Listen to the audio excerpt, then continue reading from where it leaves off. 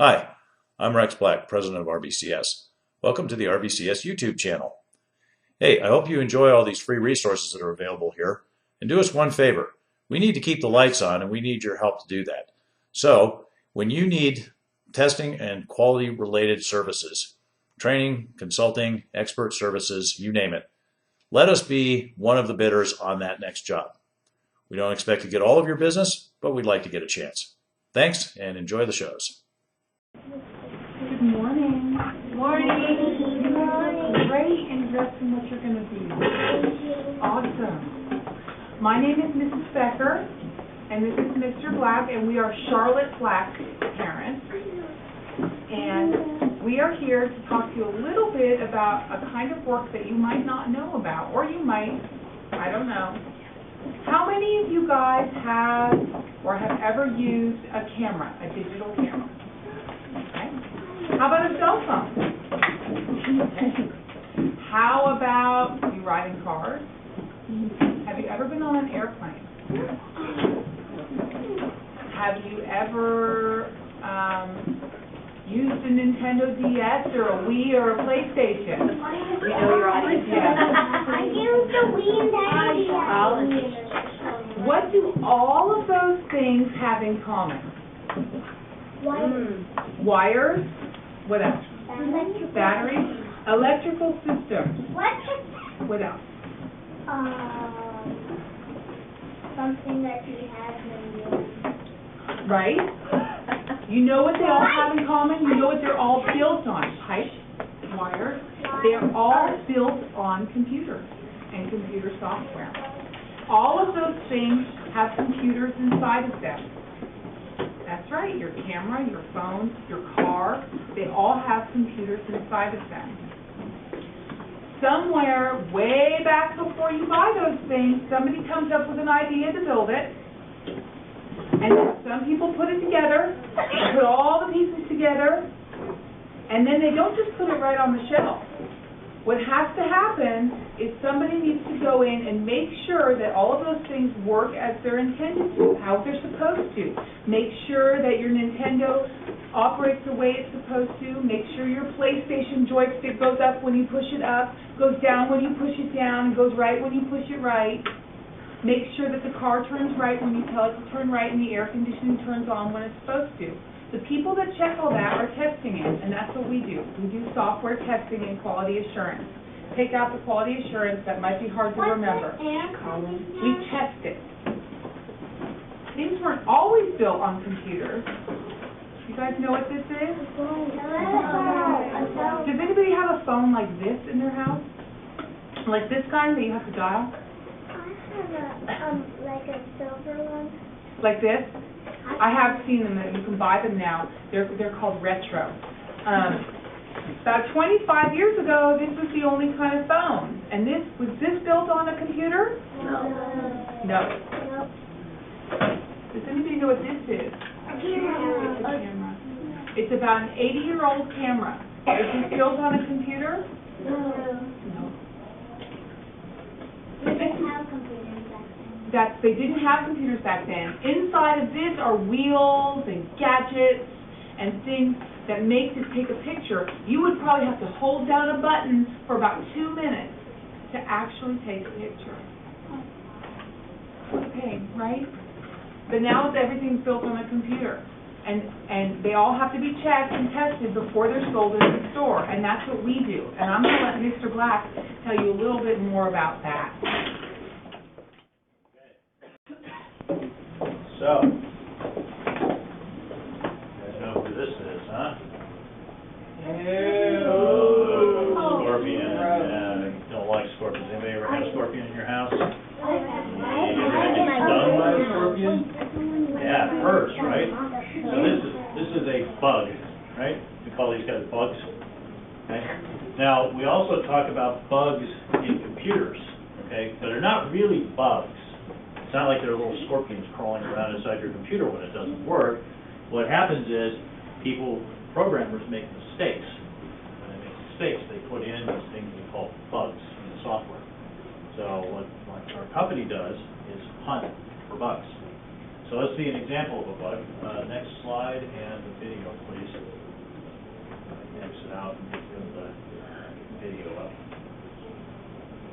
Now, there's nobody in this rocket. There's no animals or people in this rocket. Go ahead and play it.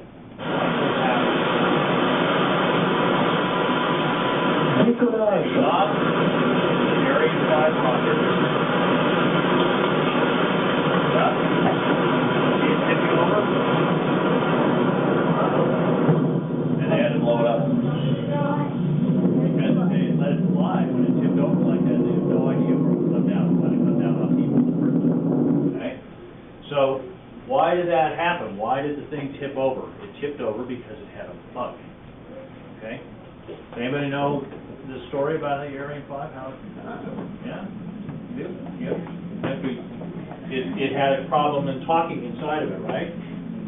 Yeah, so there's a computer at the top that tells the rocket, the part at the bottom, how to direct the fire coming out of the bottom, right? The thrust, it's called.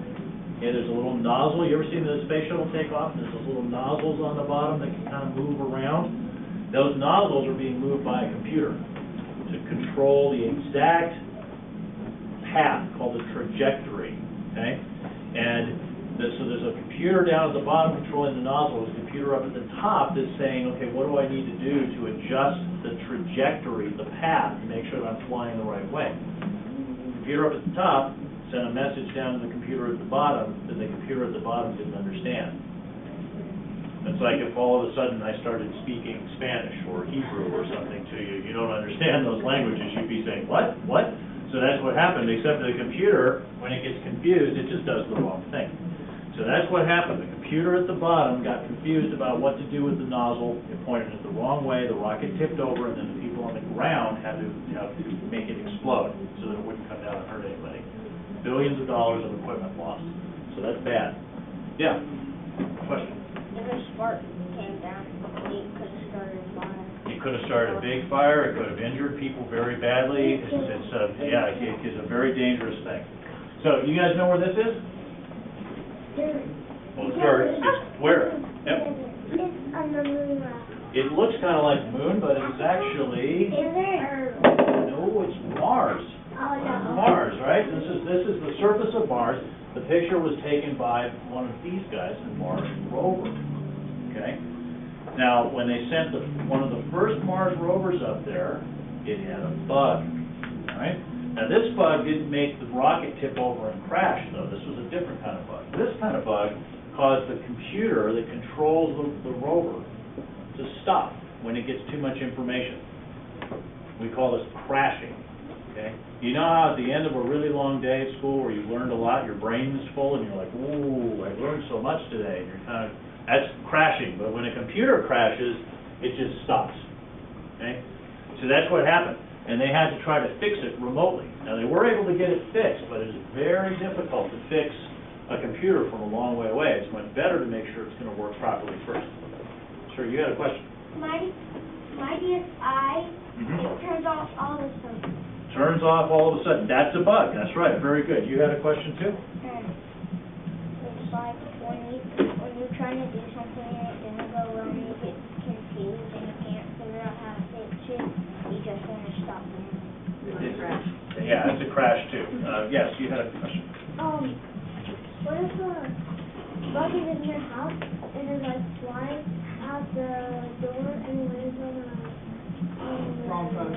That's not the right kind of bug that we're talking about. We're talking about a bug inside the computer, not a bug flying around your house or stinging you on the foot like a scorpion rat. Yeah, one other question? One time when we were going to my nana's house, my dad's trailer tire blew up. Okay, that's not a bug in software. That's a failure of a physical thing. Okay, so when software fails, you can't actually see it fail, but you see the symptom. Okay, so maybe you can have a computer that fails and then it doesn't warn you that your tire is low, and then because of that, the tire blows out. Next slide. So what else uses software? Cars, yeah. TVs, that's right. Refrigerators. You can order food on the internet on refrigerators now. Can you believe that? This is a 787 Dreamliner. This plane is, all of the controls are done by computer. There's no hydraulic connections to the wings anymore. Yep, you got ATMs. This thing, anybody know what this is? It is. It's a Roomba. It's a computerized vacuum cleaner that goes around on the floor, and you just turn it loose, and it cleans your floor for you. Isn't that nice? Oil refinery, washing machine. Okay. Now, yeah, Jet. Now, so if there are bugs in the software for these, then they can crash. Okay. Now, if your DS crashes when you're trying to play a game, that's kind of frustrating, right? But it's really bad if the computer that's controlling a jet that you're on crashes, right? That's scary. So we help people not have that problem. So next slide. Yeah. When people build software, we help them test it. And we either test it for them, or we teach them how to test it with one of our training classes, or we explain to them how to do better testing. So we are bug hunters, okay, but not bugs scurrying around on the ground, bugs in computers. Like, we're kind of like big spiders for computer bugs, okay, we catch them. Okay, so who are some of our clients that we work with? Oil refinery. We do software, help people make software that controls oil refineries. It's very important that works, right? The Texas Legislative Council is one of our clients. We help them make software that counts votes. That's important, isn't it? Mm-hmm. We want the votes to get counted on. T-Mobile, cell phone, so you want to try to call somebody, make sure the phone works. Network equipment, Department of Defense. What's that important one behind the network? Oh, yeah, that's video games. We help people make video games that work. So next slide. So we have customers, we have clients, we call them, all over the world. So these are some of the flags of places where we have customers. Okay, anybody know what that is? Yeah, this is a flag. It's no, not Russian. It's British. That's right. This is the UK flag. Very good. How about this side? Chinese. That's right. It's a Chinese flag. How about this one? Egypt. It's the right continent. French. Pick the other end of the continent. South Africa. That's South African flag. Korea. Yeah. Is this guy? Anybody know this one? Russian. Japan. Yeah. I know that. Switzerland. Now, everybody knows this one, right? Canada. Yeah. Okay. Good. So, Laurel, you want to do the? So those are some of the places where the kind of work that we do can be done, and where we have to go to do our work sometimes. So you don't only need to do this kind of work in Texas. And computers and computer software are built everywhere, all over the world now, not just in one certain place. Sometimes more in one country, like in one city, like Austin is big as that, but it's all over the world. So we're in Texas, right? We're right here. Do you think you'd have to stay right here if you wanted to go do this when you grew up? No.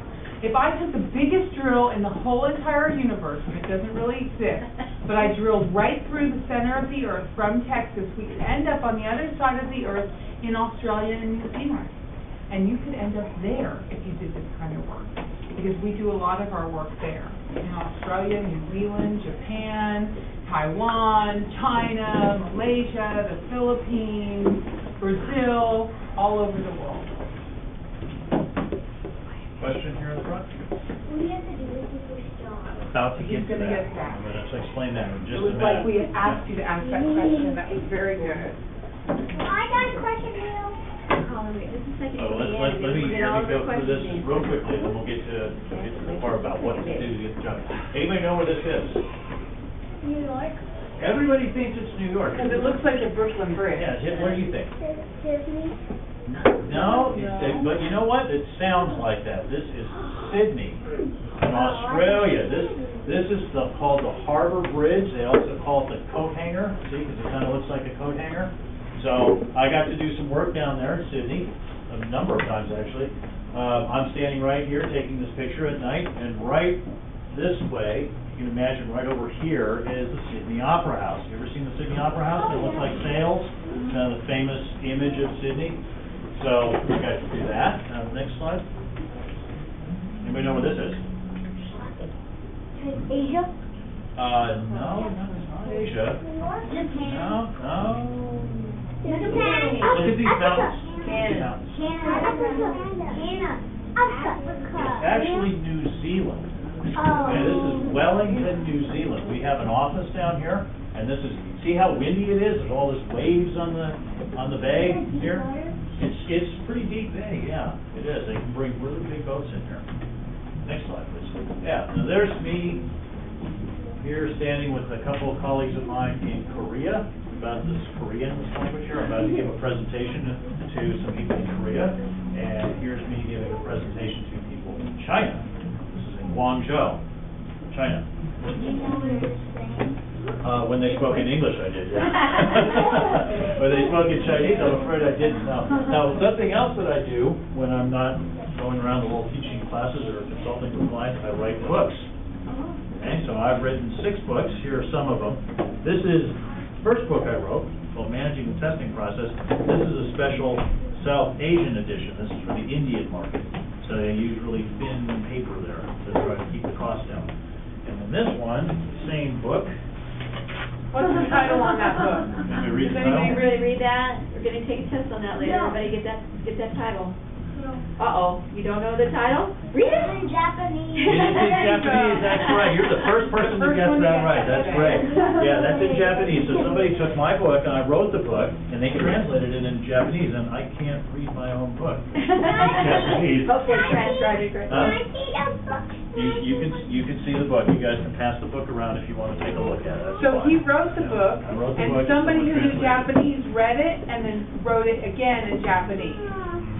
They translated it. This book has fake words. No, Those they're are not fake Japanese words. words. It's Japanese words. It's in Japanese. It looks like fake words to us, so that's Yeah. maybe. Some words are up and down. Yeah, that's right. That's Some right. people write languages in different directions.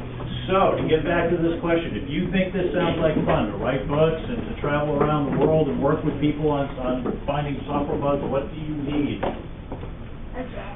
Well, true, you need a jet. There is a jet involved. Here we go. But before anybody's going to hire you to do this, what are you going to have? You need to go to where? A job. No, well, Who's that, sweetie? Who's it? Huh? College. College, that's right. You need an education. That's right. You need to get educated. So, you got to go to college, okay? You got to learn as much as you can about computers and software now, okay? But then you got to eventually go to college. You can't do this job without a college degree, okay? And so that means you got to study hard here. You got to study hard in middle school. You got to study hard in high school. You got to get good grades, okay? Huh? Yeah, so you're in a perfect starting position. It all starts here, that's right. This is No pressure. the root of the whole thing. And then get really good grades in school, then you get into a really good college, okay? So for example, UT Austin, those of you who are Longhorns fans, you know, UT Austin, they have a very good computer science program. I'm not sure about the Aggie program, but it might be good too.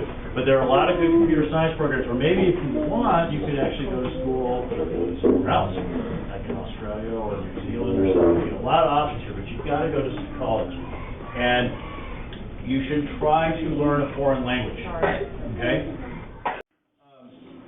Any questions about the computers or software or testing or what is...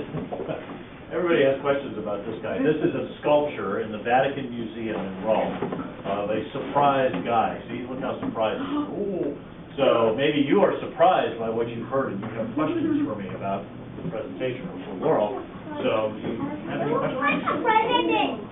Like a president. That is a very shocked Roman guy, I think is what it is. If you have a question, you can raise your hand and ask. Or do you have a question? Looks like he's Oh, it's shy not you. Colin, what's your question, man? You know, my question is, What is in the your Japanese book, Yeah? some letters are fake and some letters are not, but it's easy to read because Japanese told the letters that they're fake. Well, actually, they're real letters, they're Japanese letters, and maybe someday you can learn how to read them. That's called kanji. That's script. Well, it's That would be a good. Yeah. those are fake letters.